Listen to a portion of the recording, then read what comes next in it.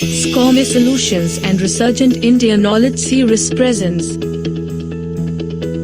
Virtual Session on the Future of Lending, Exploring Technological Advancements. Mr. Praveen Khanna, Vice President, Scoreme Solutions. Praveen Khanna is an alumnus of the Indian Institute of Management, Lucknow. Praveen has rich BFSI and technology experience of more than 20 years. In his earlier role at a London-based financial services firm IHS Markit, Praveen worked in the area of new age banking platforms for global investment banks and buy-side institutions, and saw the journey from paper-based contracts in over-the-counter derivatives and syndicated lending to digital models. Mr. Rajiv Das, CEO, iLoan Credit Private Limited. Mr. Rajiv Das brings a wealth of experience and expertise in the fintech industry, having previously held leadership positions in renowned organizations. He has a distinguished career spanning over 2 decades with Standard Chartered Bank. Notably, he was a key member of the team responsible for the successful acquisition of a remarkable 7,000 crore mortgage and LAP portfolio. Mr. Keshavara Vevani, President, Digital Banking, Yes Bank, a multi-domain, banking, payments, telecom, fintech and enterprise solutions leader, who has near to 2 decades of experience in defining, developing, executing and selling critical plans with techno-commercial strategies across multiple regions. An authority in creating a concept to market and digital transformation strategies, enabling commercially viable products with an execution roadmap based on the Innovo technology trends, market evolution, and long-term visions of the organizations. This meeting is being recorded. Kripesh Bhatt, founder, Sign-Desk. Kripesh is an entrepreneur who is passionate about design and technology.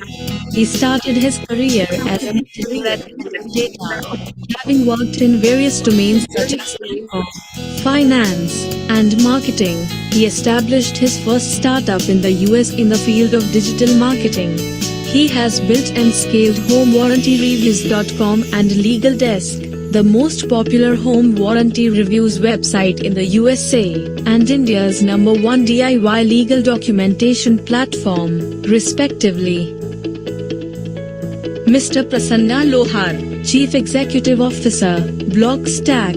Prasanna Lohar have over 23 plus years of industry experience in engineering and development, product development, organization strategy and governance, risk audit compliance management, business process management, enterprise architecture, mobile apps, digital transformation, fintech, e-commerce, payments, platform and product innovation, data science, machine learning, artificial intelligence, OpenStack, cloud computing, analytics, big data, IoT, blockchain, UI UX, product roadmap strategy, business development, leadership and team building.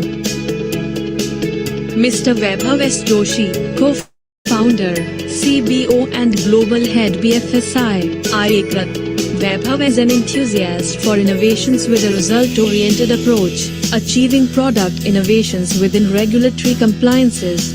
A result-oriented leader who strongly focuses on new technology innovations and changing market realities. He's a proven strategist, planner and able business leader with strong experience in creating and implementing predictable revenue and sustainable business.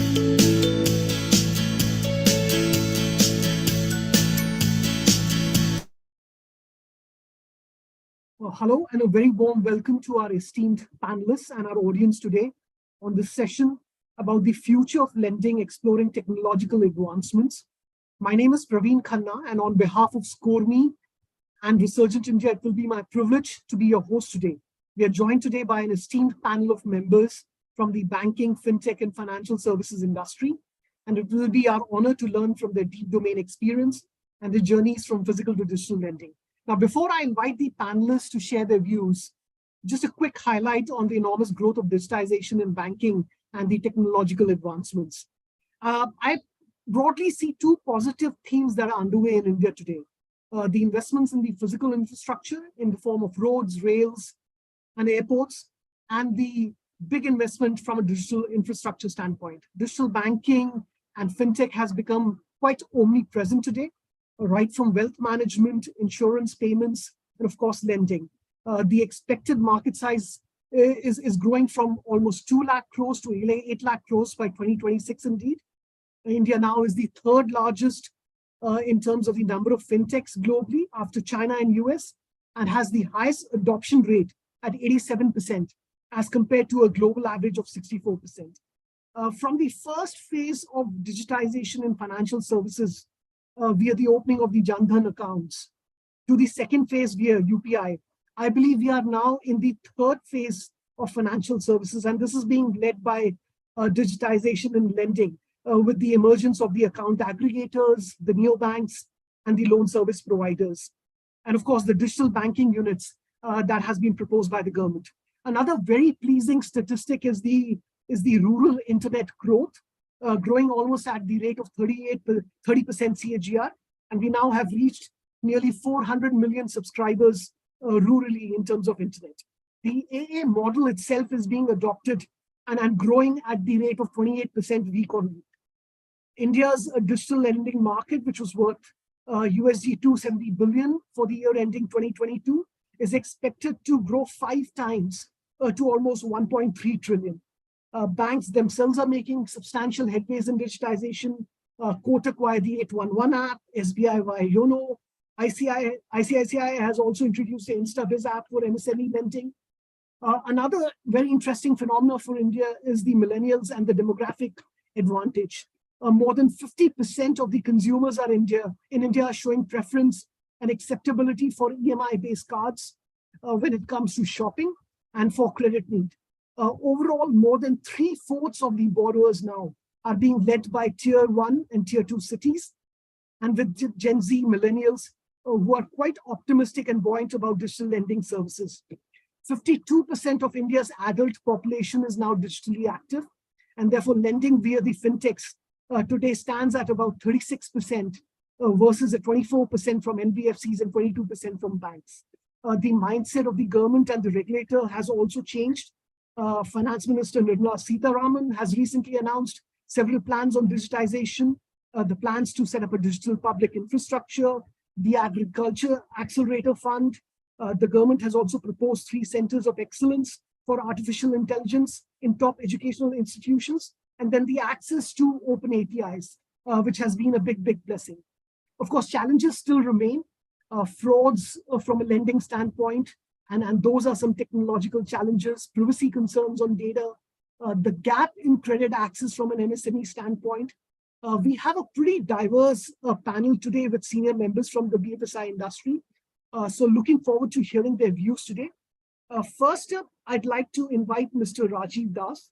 Mr. Rajiv Das brings with him a wealth of experience and expertise in the fintech industry, having previously held leadership positions in renowned organizations.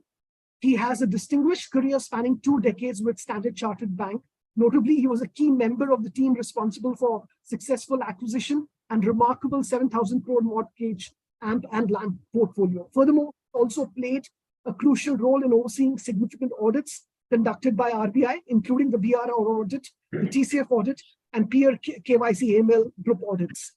Over to you, Rajiv. First up, I'd like to ask you one question. How productive AI is likely to be from a credit assessment or an underwriting decision standpoint? What sort of challenges do you foresee there? Hi, welcome. 2 important things. See, today, AI, a lot of people are talking about AI. What does AI mean? Is it going to take our jobs and all those things together? But I think so. The basic criteria of AI, if you actually look into it, is, it's based on enhancing the credit assessment. And of course, you can take informed decisions, underwriting, raise the standards, you have a large amount of data which is flowing. Okay, so it is like, I will always say that, in certain cases, everybody must have seen, when we put across a file to a credit manager or a credit head, The initial reaction, I don't want it, I'm not comfortable and all. But we try to push it out. But the pushing sense is always that, okay, these are the data. Okay, this is what I think. So this is the data which you have not looked into it. But I think so when this AI system comes in, they can give you a overview of the customer. So I can break it into 4 parts. So one is data analytics, the second is automation, third is risk identification, and last and not the least is personalization. Okay, so data analytics, you can analyze a lot of data. So today the internet is full of data. So you can analyze how is the credit party scores, so about the bureau analysis, and also how was his bureau scheduled, how is the customer. So it actually gives you a complete data information about the client. Then is automation, because automation, a lot of credit assessment happens. Now the manually it is not possible for a lot of data to be analyzed. Okay, so now the system is actually doing for you, throwing up scores. Okay, so if you see our systems which we have built in, so you have, one is the bureau score, one is the AI score which is inbuilt, second is the social media scores, the social scores, whether the person is existent, where is he exactly, what are the types of, is he using Instagram, is he using Facebook, whatever things, so existence and all. And the fourth is, identifying potential risk and fraud patterns. So if you give me a pin code, I can actually tell you with an AI help that people in this pin code having a default ratio of so and so. So, you as a credit head, or as a person in this industry, we can take some informed decisions, where we used to earlier take these decisions based on our gut feeling that that client will pay. Okay, so I think so. There is the no, the understanding, the underwriting standards will actually be enhanced. I can say that way. Perfect, Rajiv. I think you've raised a very, very important point regarding the objectivity which data brings in. So instead of biased decisions, Yeah, or difficulty in making those decisions, all those 4 elements that you clearly highlighted, the use of data, automation, which makes it faster, cheaper, and error-free, the elements of risk and fraud, and then the personalization that one can bring in using AI. Also wanted to ask you about the impact on the revival of FLDG on early stage fintech companies who no longer have to wait for an NBFC license to lend. Okay, so a very important question. So everybody is talking about the same, and I will not say that it will not impact. It would impact certain criteria, so certain kind of fintech companies. If there is no NBFC license involved, if the person who is a fintech player and doesn't have an NBFC, the FLDG, or first loss default guarantee, as we say it, okay, so now the restriction is up to 5%. Okay, so it's like I am giving you 100 rupees of loan, and 5 rupees is what I am keeping with you, that in case of default going more than 5%, I will encash the guarantee. Okay, so in a normal scenario, in an FLDG kind of system, if you actually check, so if the banks, the institution on the 80th day or the 75th day, somebody on the 85th day actually tries to buy back the portfolio, which is going to be NPA. Now, if you see the new regulation, if you're not an NBFC, if the other fintech player is not an NBFC, then there is no position of buying back the portfolio. Okay, I can give that money back to the lender, but I will not be able to buy back the portfolio. The second important hit is actually then I have to put it in my NPA. Okay, so suppose I'm giving it to a fintech player who might be playing at a riskier sector than what I am playing today. Okay, and if I am feeling that my NPA might rise more than 5% or 8% or 10%. Earlier, it was very clear that on the 85th day or the 75th day, whatever the proposition is, that I was to buy back that portfolio. Now, the buybacking has to happen in case if he's not an NBFC, then will be a difficult task. So, of course, a lot of permutations and combinations have to be done. On the fintech player, who is the fintech player? How is he behaving? How is the market behaved? And of course, the new startups on the fintech side will find it difficult to get kind of average out credit from bigger lenders. Okay, of course, smaller lenders and all will be there, but bigger lenders will have a difficulty because you don't have a track record. So that track record will actually impact your credit for getting more credit at a cheaper rate. Okay, so now if you get at a higher rate, then you also have to lend at a higher rate. And of course, the people you might not find it that the riskier proposition of those kind of people who are taking at a higher rate. Okay, so the banks and institutions will be there, but however, I think so overall, if you see, there will be a lot of streamline in the institutions. People will be adverse to giving loans at a higher rate. Okay, and definitely some fintech companies who are actually giving us good propositions, they will more flourish. I think so those industry where a shorter tenure, shorter days, and all those things will make an impact rather than a longer tenure loans, because that will be the overall scenario in the industry. Thank you. Thank you so much for sharing your views, Raji. I think what I'm hearing is it's a win some and a lose some kind of a proposition. So there will be challenges, as you said rightly, for the smaller fintechs and those who don't have a pedigree in the partnerships. But it may be more beneficial for some larger fintech players on the contrary side. And of course, that inability to buy back the portfolio, that is going to be a constraining factor perhaps in future. Well, thank you. Thank you so much for sharing your views. I'd like to now invite Mr. Keshav Rao.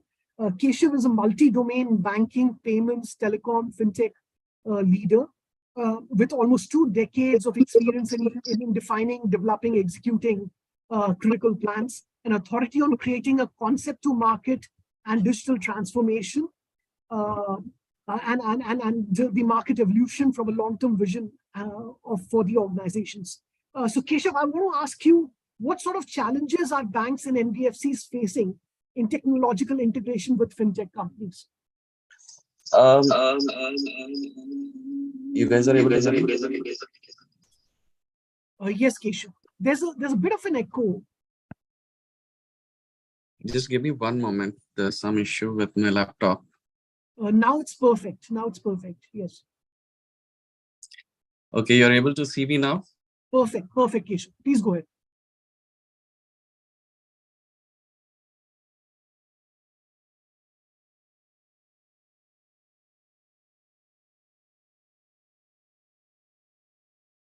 Keshav, can you hear us? My apologies. There's an issue with my system out here, so sincere apologies. No worries. No worries. No worries. You're able to see me and hear me? Absolutely. Loud and clear, Keshav. Yeah, fundamentally, when we look at both the elements, one being a fintech, one being a bank, both of them have difference in respect to the differences will stem from the respective positions. I mean, one is trying to solve a white space in the market, a very specific white space in the market, and the other one is trying to address the whole market. Now, banks come, if we look at the whole trend, the banks come with a legacy platform, which and a regulatory constraints, which we try to address on a lot of levels. So when we talk about legacy platforms, the agility and the complexity of the modern solutions may not be relevantly pushed into our platforms at the same ease at what the fintechs may think. So that's one area where I think the bridging always is needs to happen, and there will always be a gap with respect to the thought process. The second would be that one is a regulated entity and the other may or may not be a regulated entity. So there are a lot of regulatory compliances and other elements which come in when we talk about installation of a system inside a bank, technically integrating, while when we talk about a fintech, it may not be relevant for them. The third piece which dovetails into the regulatory compliances would be the data security and privacy laws, which are very stringent for the bank. So when we try to integrate with fintechs, we look at almost all the elements that are relevant with respect to what drives the security around our customers' data. While a fintech may use the data on a multiple different layers, which may or may not be a complete handshake with respect to bank and fintechs. I mean, it depends on the complete business model again. Now, the other technology challenge, what we've also seen is more on the interoperability, the kind of API interfaces, the facilitation of integration, facility to integrate those APIs into the backend systems. And sometimes when it's a agreements between tri-parties like fintechs, NBFCs, and banks, it becomes more complicated, and the complete system design also have to be thought through, because when we are talking in terms of fintechs, now the new age fintechs are talking about 1 billion users. The thought process is quite different. The transactions per second and the system design thinking what comes into play is much different than what we traditionally are used to. The brick and mortar versus even the digital platforms that we are building. Fifth point, which I think is a very key element, is on the risk management piece. It's a very different aspect for a fintech and a bank and even NBFCs. I mean, understanding and effectively managing these risks is a complete domain in itself for banks. So when we are integrating, we start thinking on all the other elements as to how to mitigate these risk which may come from an operational risk or a business risk.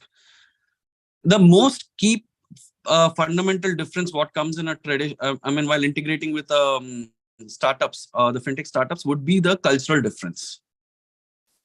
The fundamental cultural difference is that they want everything now. It's a instant gratification mode for the end customer, while bank has to look at all aspects, and which I think is where the the dovetailing and the synergies have to be built in. Fintechs are always looking at customer experience, while bank is always looking at stability and the the monetary aspect with respect to the business as well as the customer experience. The fintechs will always look at scalability. The bank would definitely look at scalability, but at a certain rate and degree of velocity, what we drive with. I think both of them find the balances with respect to technology integration, with respect to competition and cooperation in the market, which is what we've seen. A good example would be our Yes Bank and PhonePe, where we are driving the UPI. It literally drives 40% of the India's UPI transactions through Yes Bank. So that's one aspect of it.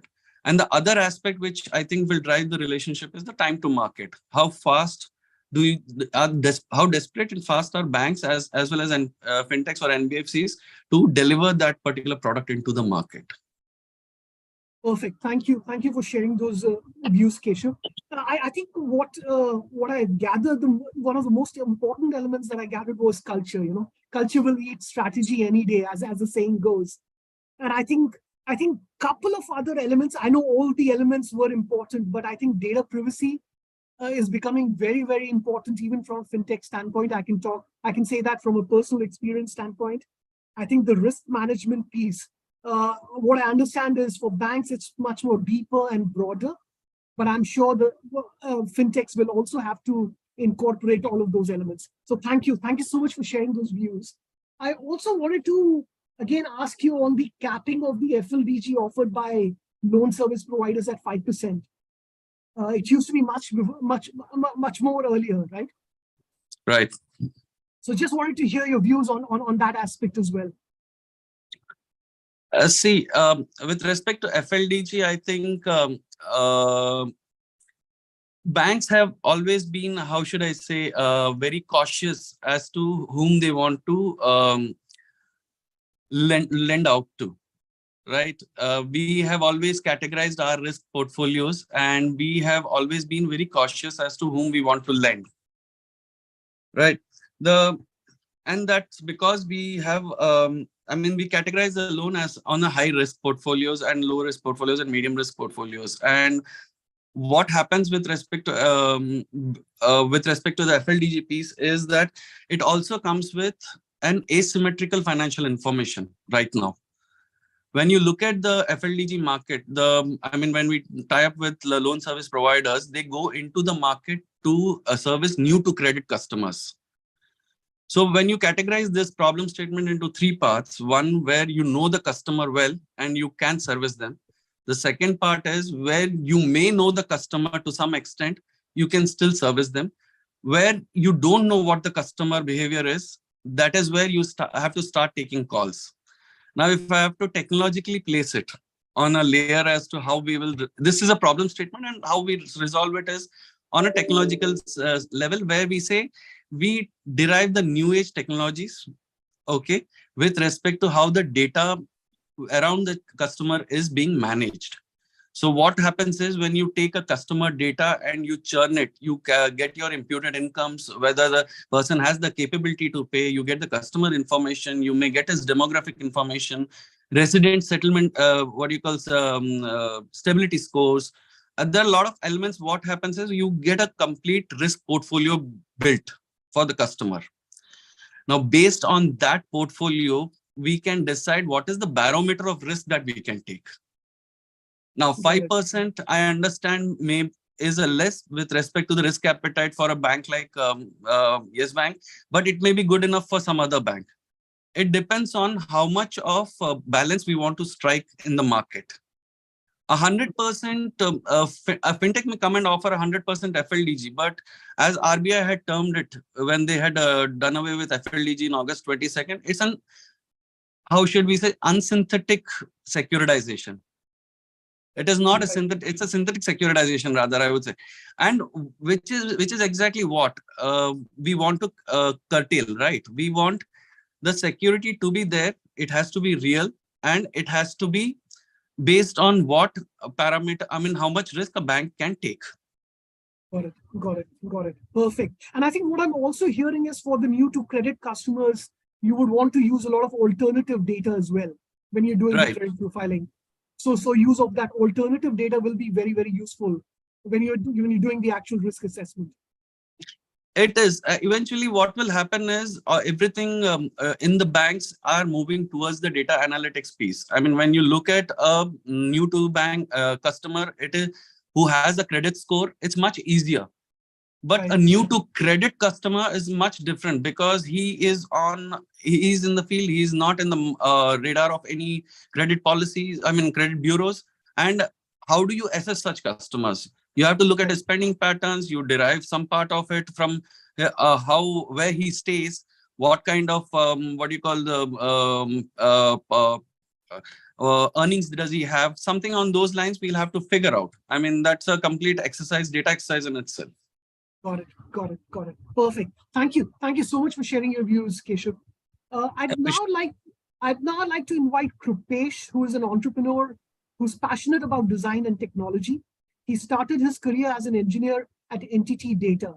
Having worked in various domains such as telecom, finance, and marketing, he established his first startup in the US in the field of digital marketing. He's now running his second startup, Desk9, with the mission to digitize all paper-based documentation processes across the globe and leverage technology to tackle large and complex issues facing RegTech today. Krupesh has received his MBA from the University of Maryland and has an MCA from Jawaharlal Nehru National College of Engineering from Shimoga. Krupesh, I wanted to ask you, in this highly competitive landscape, how does a lender utilize insights around automation and advanced analytics? And how does one personalize the collection and ensure timely collections and communication? Hey, thanks, Praveen.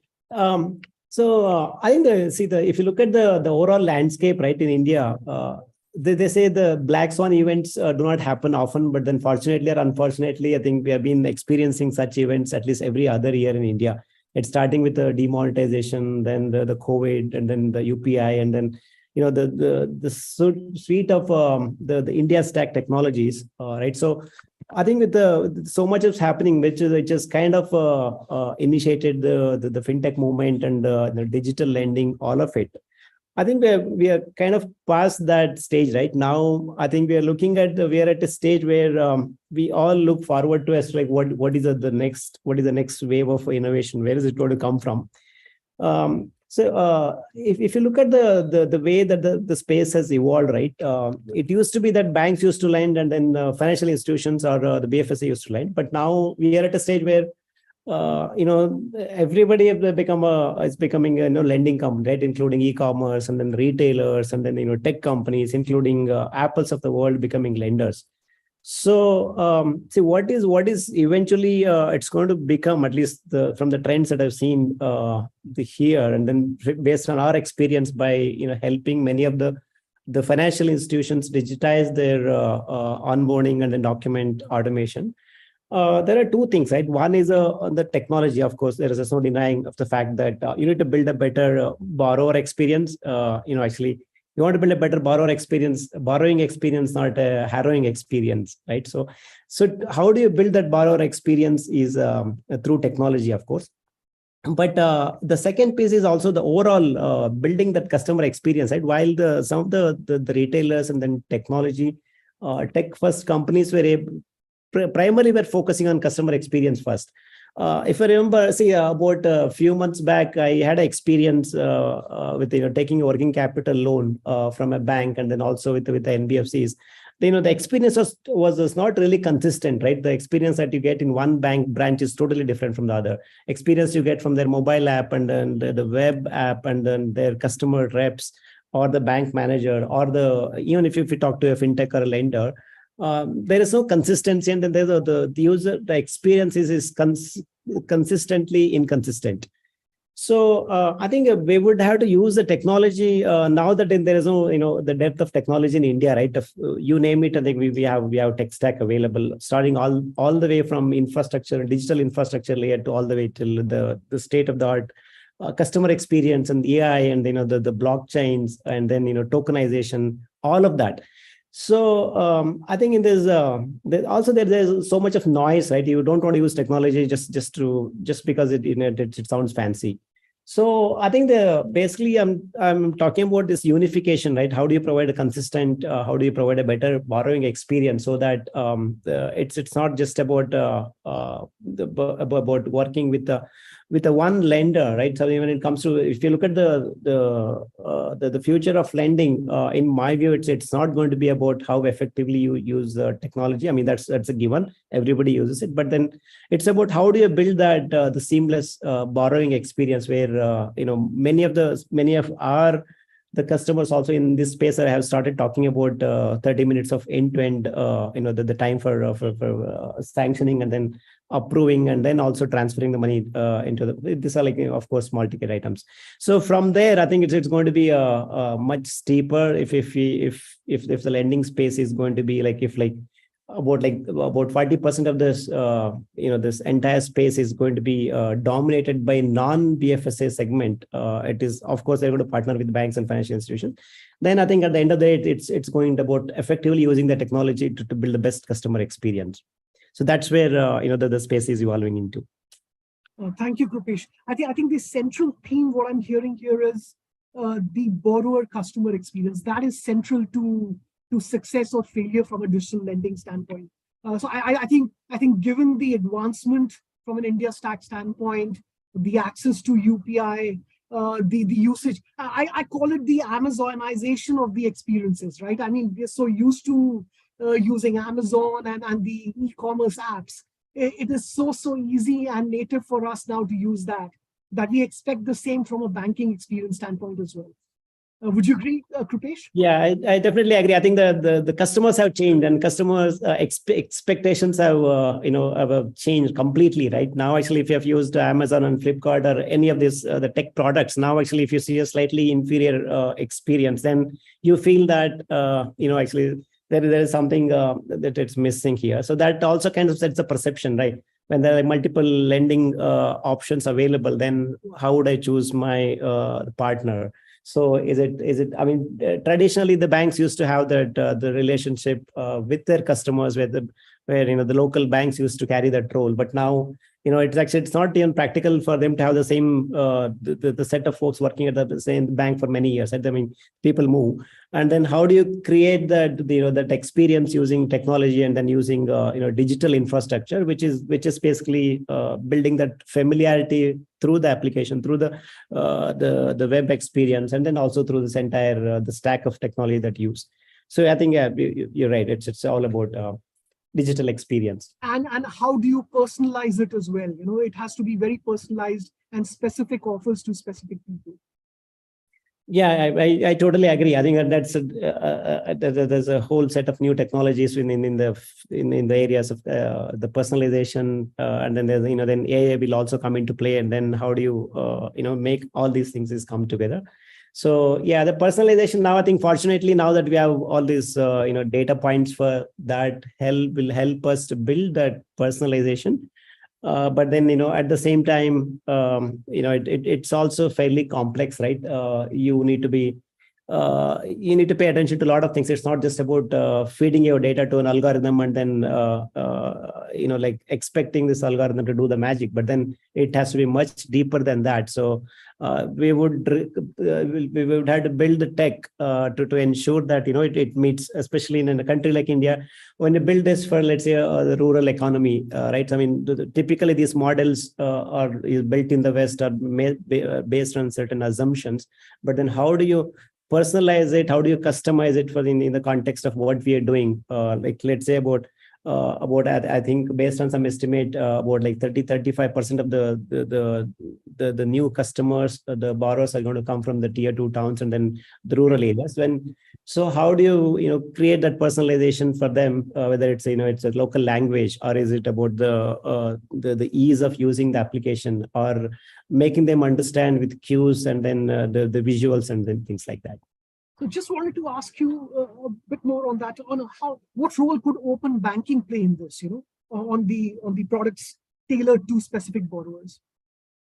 I think the open banking is kind of it's very the confusing statements. I mean, basically, if fintechs are labeled as the cutting edge of the banking technology, then actually open banks are supposed to be the cutting edge of fintech. But now it's all coming together, right? If like I mentioned earlier, like everybody's getting into the financial services. It's not just banks or fintechs or NBFCs. So I think in my view, the open banking is not just about opening up your API so that others can build the better the financial products, but it's also about opening up the entire experience, right? Like few months back, we came to realize that we had delayed our working capital payments by 2 days for the last 6 months. So then, we were not informed, even though there was no notice from the bank or from the messages. But then it was reported as a late payment, and then it affected our credit rating. So, when there are technologies available for collections and also for reminding for payments, it's a missed opportunity in both fronts, right? One, you are not collected the money in advance, on time, and the second, you also kind of ruined your customers the credit rating. So, for me, the open banking is about using the technologies and then building the next set of the user experiences from end to end, all the way from you request for a loan or a financial services, from till the way that the collections happen, and then into this building this experience and then creating the next the era of banking experience for Indian customers. So again, I think if instead of looking at open banking as the banks opening up their the financial infrastructure for fintechs to build, it should be the both, all of them partnering together and build the better the banking infrastructure. Perfect. Thank you, Krupesh, for sharing those views. I'd now like to invite Prasanna Lohar. Prasanna has over 23 years of industry experience in engineering, development, product development, fintech, e-commerce, product innovation, and data science. Prasanna is a professional banker, having experience in digital innovation strategies, and is a known speaker at industry level panels and for BFSI. Prasanna, just wanted to ask you, what sort of opportunities does the convergence of AI and blockchain present for lenders? Yeah, I think wonderful question. And the way we are lending today, we may not lend similarly after 10 years, right? And then look at the journey which we have seen of lending in 1990s. Before that, we never thought of we'll keep lending on some online instruments like mobile banking and internet banking. It was always some brick and mortar model where people had to go to the bank branch and ask for the loan. And before that, if you see, before banking, it was something like in village, some people who has a good money, they used to lend with a huge interest rate, right? And we have seen how before 1950s the model was around lending. But I think technology comes and always enhances the way we do processes, and gives a lot of other opportunities to bring many more angles or models to do the payments or lending. Now, what we are seeing after 2010 or after 2015-16, where everybody spoke about India Stack, or everybody spoke about various other public digital infrastructure which is coming. So it's making our life more easier for lending. Now, even if you say our life is so digitized today in 2023, there is still a lot of gap around lending, right? Let's say example, we always see how SMEs are not getting loans, and only very few SMEs have access to the actual lending which happens through banks. Now, all of a sudden, these fintechs are coming and giving some kind of an opportunity to do peer-to-peer lending or crowd lending, right? So many community has a different other models to do the lending. But if you look at large-scale lending adoption, we need to really see who are these people who are asking for lending. Now, you can do either manually by calling them, meeting them, doing some melas and all, or you look at the data. Like in Indian context, you have a data of every citizen who is really working or who is really giving the GST to the GST portal. I think that's how you can really look at whose finances are going up and down, and that is becoming a more and more invisible banking in front of these customers, and wherein a bank always keeps sending you messages, your lending is already ready. And that's what we have seen. SBIs, SDFCs has given a lot of push, 10-second loans, or some loan is already available. Bajaj Finserv so expert out there, they know even if the loan is getting closed, right? So they will offer something else. So I think this is all about, we have seen current banking, and most of the fintechs operate on this current state of a demand of a customer. Now AI and blockchain comes and give this challenge to the current way of the way we are doing digital lending.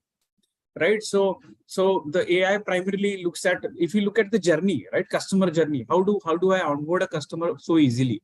How do I assess credit rating of that particular customer? Earlier was some kind of a manual effort, but today I think AI can come and I think many of us spoke about alternate data, right? Alternate lending data, your customer 360 data, not only your banking financials, but how you are doing your day-to-day operations on social media and many others. So people now are coming up with a different kind of models, right? And maybe the traditional way of looking at a credit score may be a failure model in eventually when same customer will do many transactions on marketplaces. So either you do manually assessment, or you really go back and see the data and do some kind of algorithms and check whether the customer is really worth. And it is all available. Now, customer has to just give a consent and say your lending is happen on the spot and the amount is coming to your authorized bank account, right? Now, here onwards, banking is going to change a lot. You will talk about interoperable banking accounts. You will talk about which bank is providing better loans, fixed deposits, and so on. And you will look for how can I switch my banking from today X bank to tomorrow Y bank. Now, at the same time, now the way these foundational technologies are going to change your customer journey. Onboarding a customer at one bank, the same data is going to be available to other banks, so that your onboarding of a data or onboarding of a customer, that cost will certainly reduce down. So imagine so many fintechs are doing so many LOS, all of a sudden that cost will reduce down with the right digital identity, right? Another public digital infrastructure which will come up in eventually. I'll not be surprised. There will be another company and say that National KYC Corporation of India, right? So which really help onboard a customer once can be reutilized in insurance, wealth, and many more others. And automatically all these fintechs who are giving so much of a traction on that model will vanish. That's the opportunity with AI and blockchain comes.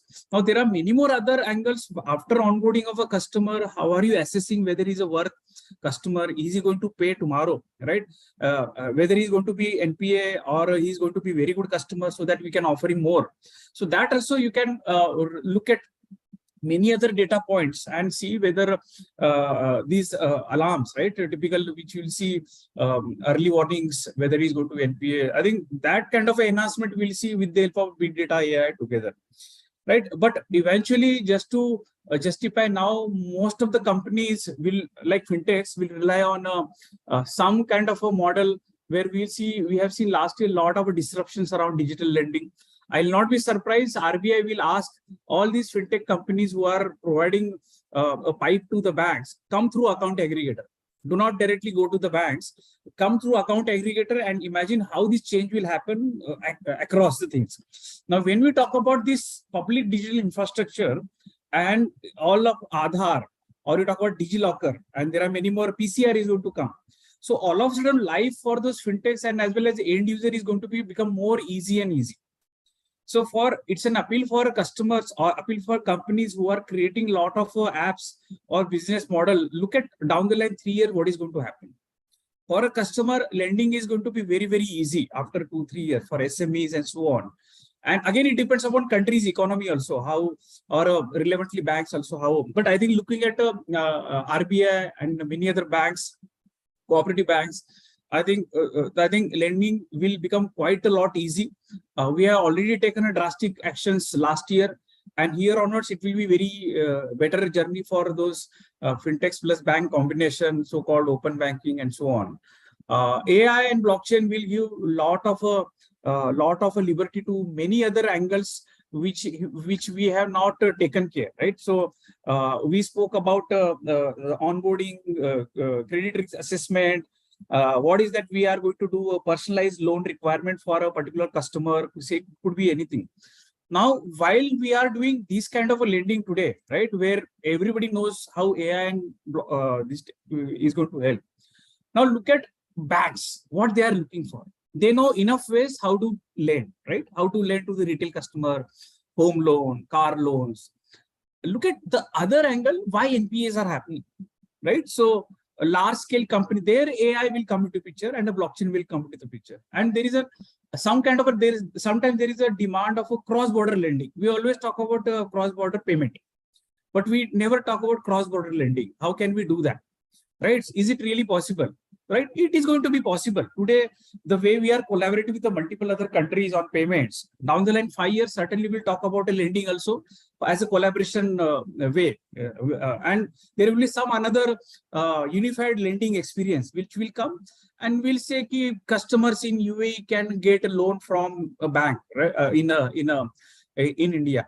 So that's a cross-border trade plus cross-border lending will happen, and to create that trust, there we'll look for a blockchain kind of ecosystem. How can we create a tokenized trust among who is asking for the loan? What is the work credibility globally, right? How we can really help.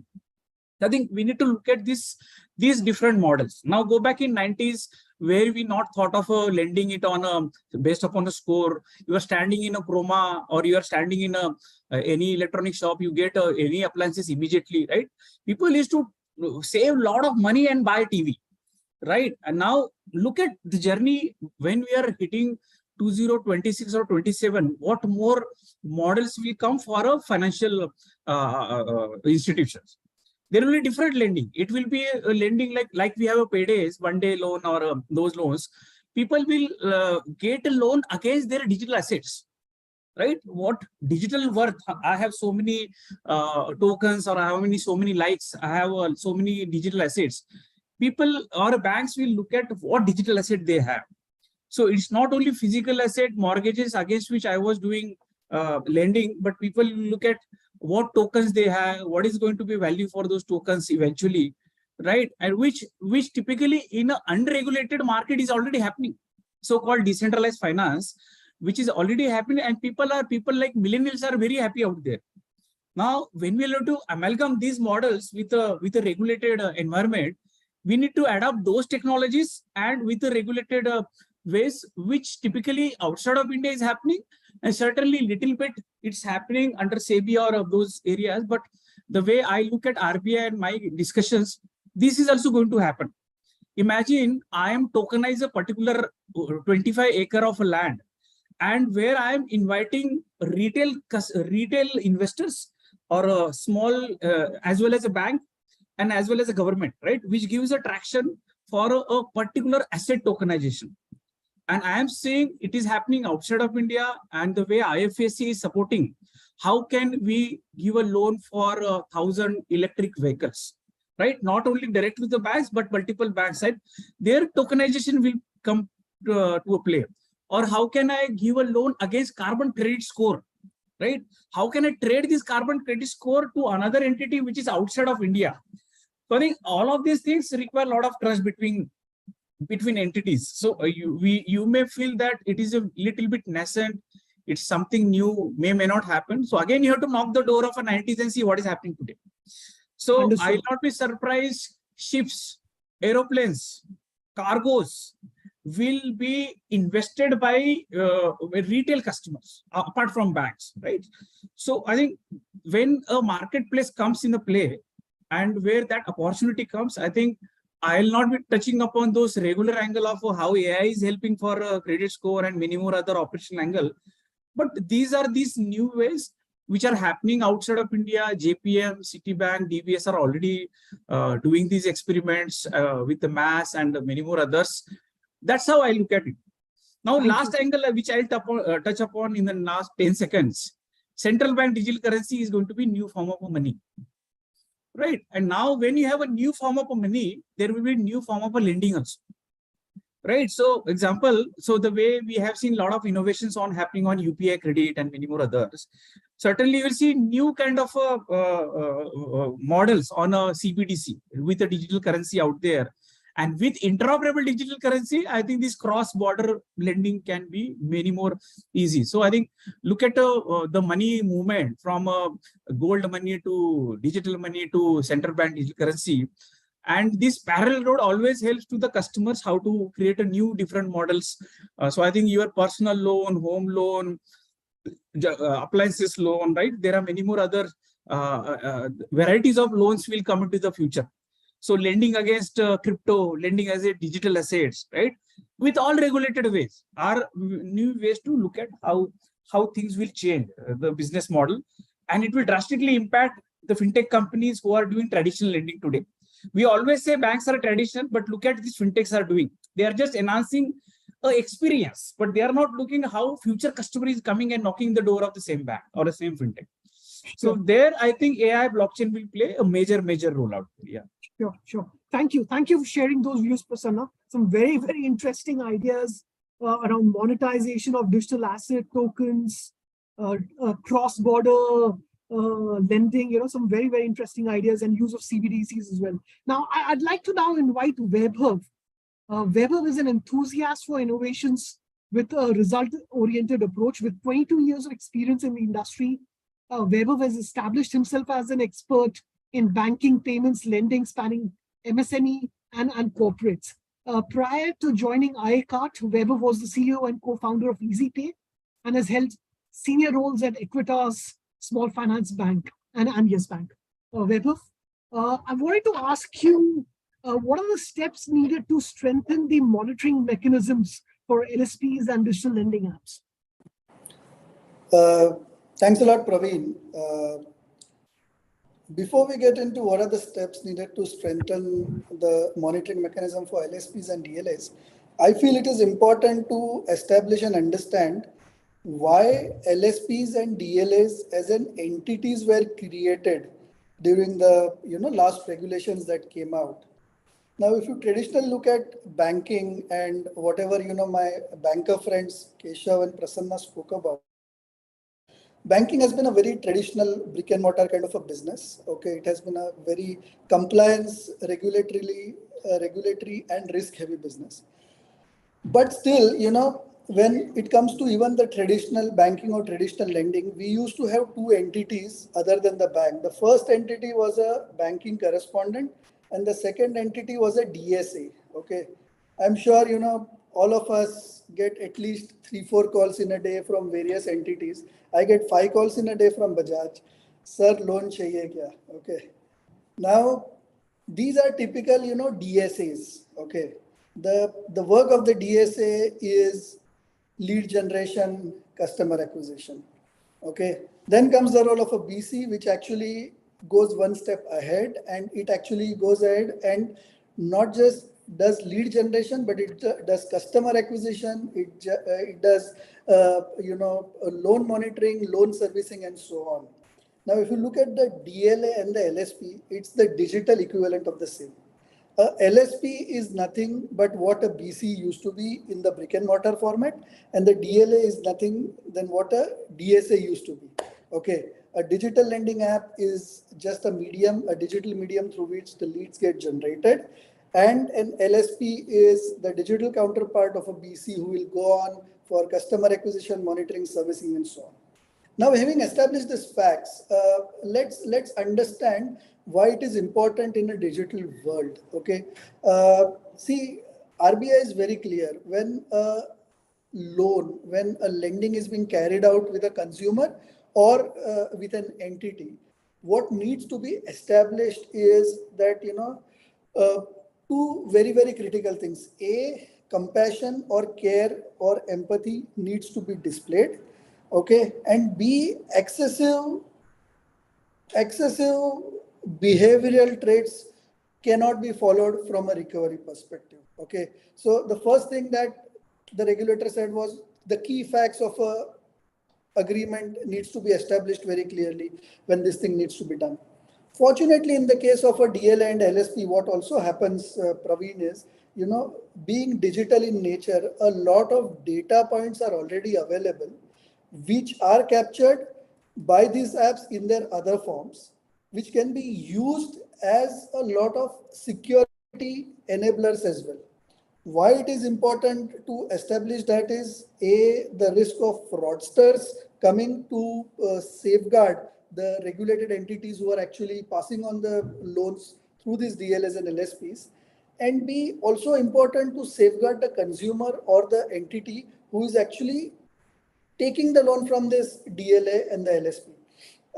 Let me tell you how. Okay, and that is where even why a DLA and LSP is important from a distribution perspective as well. There are a lot of alternate data. We spoke of a lot of alternate data. Now, when a DLA or LSP actually onboarding a customer and is assessing the profile of that particular customer, in traditional business, it used to be done by the bureau data. But Praveen, now what happens is there are so many data points that are available on that mobile phone itself. Whether we talk about alternate data, whether we talk about social media data, whether we talk about GST data, PAN, TAN, etc. We talk about SMS data, we talk about bank statement data, which is also available in that SMS, and that scrub actually the SMS cam or a bank cam actually reveals all those things. It is very easy to create a 360-degree holistic financial profile, including the lat-long geotagging and so on. Okay, so those things are already there. But then the point is, and why those strengthening of those things is important, is this data is accessible to the apps which were installed by the consumer.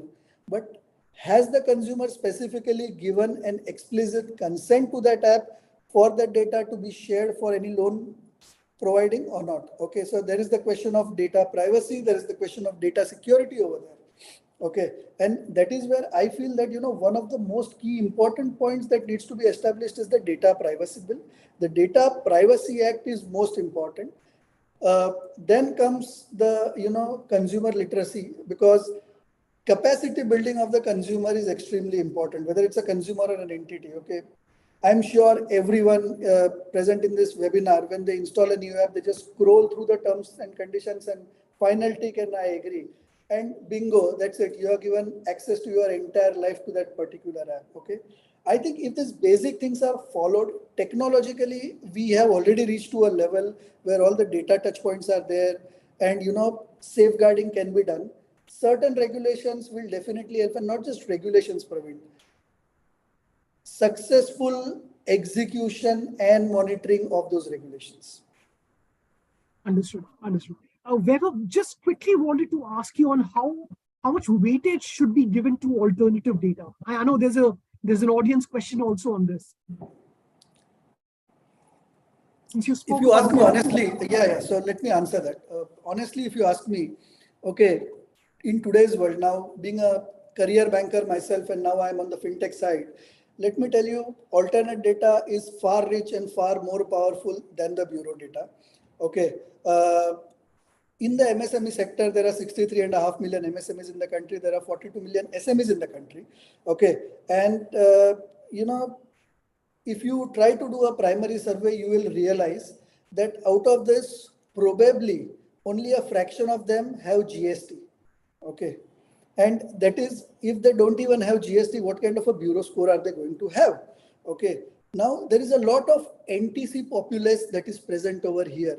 These NTC or new to credit customers are actually -1 CIBIL rating. Okay.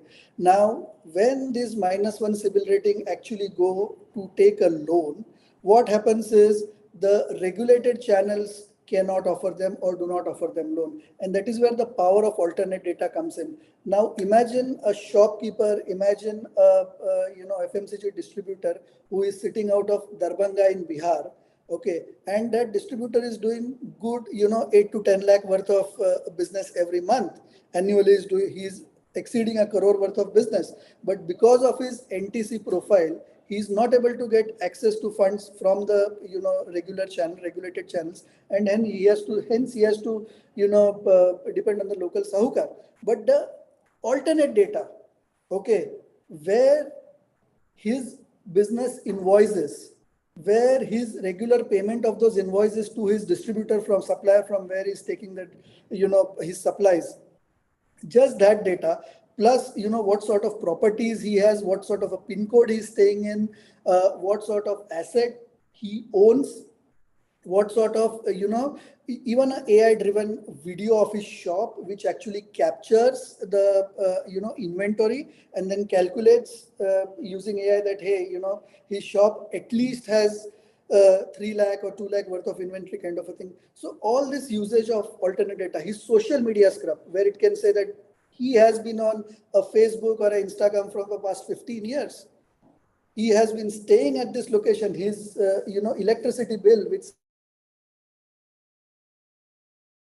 been staying at this location and paying a electricity bill of XYZ rupees month on month, his property tax, water tax receipt. So all this data actually, and then lastly is GST data if he's paying GST. All these data points actually help to create a financial profile, holistic financial profile of that customer, and thereby this is where fintechs score over the possible banks in terms of agile distribution. Because with the FLDG and the co-lending guidelines coming in, what happens is it gives the leverage for the fintech to actually take a risk and assess certain applicants and just go ahead and give them a loan. Okay, of course it needs to be on a co-lending model, so maybe a NBFC needs to go ahead and do that. But now majority of the fintechs have either invested in an NBFC or have acquired an NBFC. Okay, Perfect. so Perfect. alternate data, I think, Praveen, is far more critical. And if we have to actually lend to the real Bharat, then alternate data, is a gold mine for us. Perfect. Thank you. Thank you for sharing those views, Vaibhav. Very, very important views on alternative data. I'm conscious of time. Any closing thoughts, Keshav or Rajiv or Krupesh? Any closing thoughts from your end? Rajiv? Yeah, just two things, as everybody over here has mentioned, the fintechs today are actually providing more kind of finance to the blue collar, to the students, to agriculture unit, to MSME workforce and all. So, I think so the amount of data, alternate data, that is very important because a lot of them are NTCs or have limited credit scores and all. Fintechs will definitely play a bigger role. And I think so even the RBI also acknowledges the same. Of course, the FLDG pattern, which I mentioned, will be some little bit showstoppers for somebody. But I think so overall, credit finance available to the entire society has actually lifted India.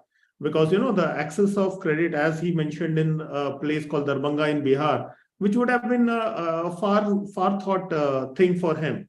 Okay, but in today's scenario, people have more learned. So I understand that people have understood what is the use of CIBIL and how does the bureau affect the customer.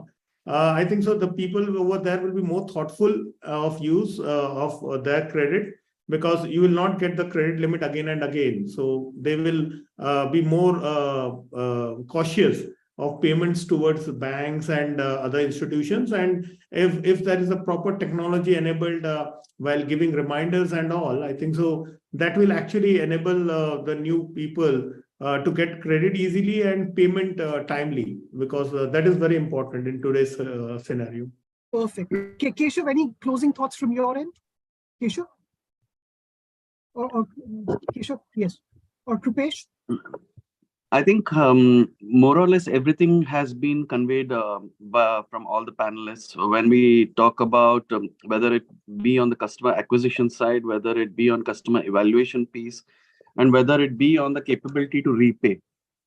The few points I think which come out as a highlight is on the new trends and the new aspects that Prasanna highlighted. I think the tokenization piece and other pieces were eye-opener on a lot of levels. One aspect on the lending piece, which I think will, which we missed out, is digitization on the financial inclusion piece. We've been focusing on individual lending and sort of the MSME piece, which Vaibhav has, touched upon a little bit, or the Rajiv had touched upon. But fundamentally, what we are looking at is that the more the penetration of the mobile technology happens, the lending will also scale up on the financial inclusion piece, whether it be on the joint liability groups or whether it be on the rural elements. Now, and the same has been translated by NPCI also towards the feature phones.